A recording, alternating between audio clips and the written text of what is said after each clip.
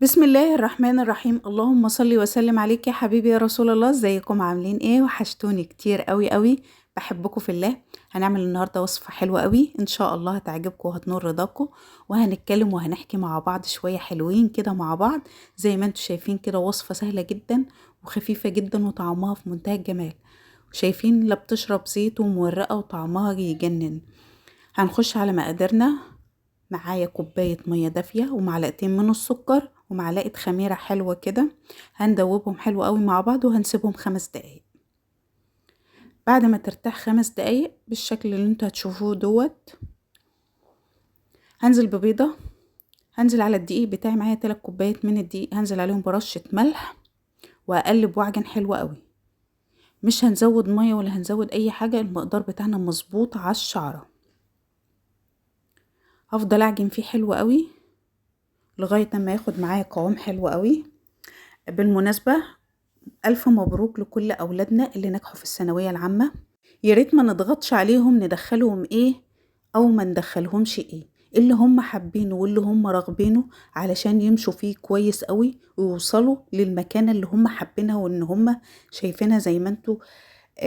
أي واحد بيحب مجال بيجتهد علشان يوصل له.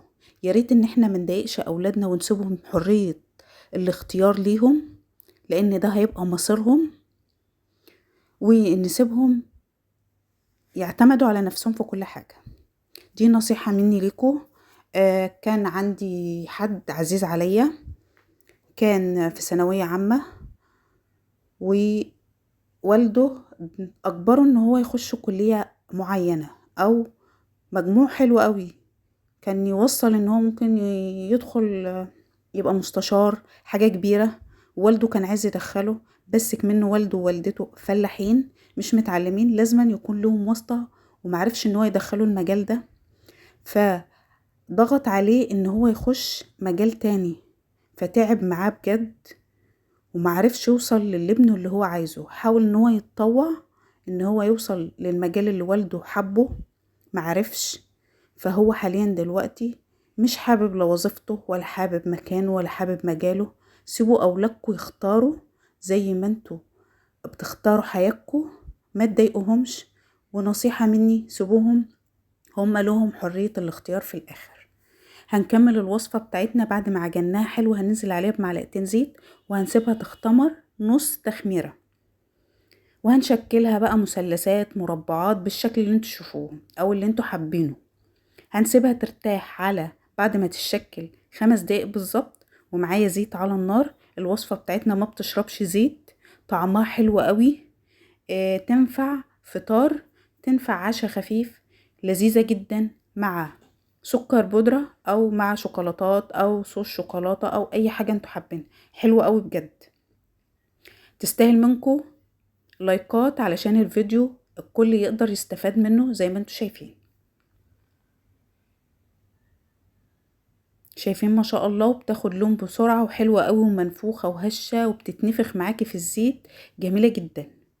زي ما شفنا في اول الفيديو فتحنا واحدة لقيناها هشة وخفيفة جدا جدا من جوه، وبجد في منتهى الروعة. لو عايزة تضعفي المقدار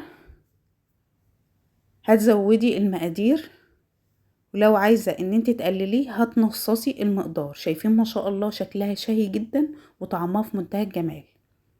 ومن 3 كوبايات بس عمل لي كمية محترمة بجد بجد حلوة جدا.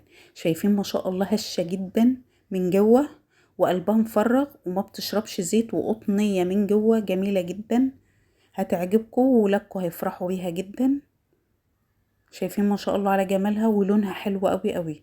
ممكن تتاكل بعسل، ممكن بصوص شوكولاتة، ممكن بمربى، ممكن تحطي عليها سكر وتاكليها مع الشاي. حلوة قوي، رهيبة بجد. اشوفكم في فيديو جديد ان شاء الله على خير. ما تنسوناش باللايكات، والسلام عليكم ورحمة الله وبركاته.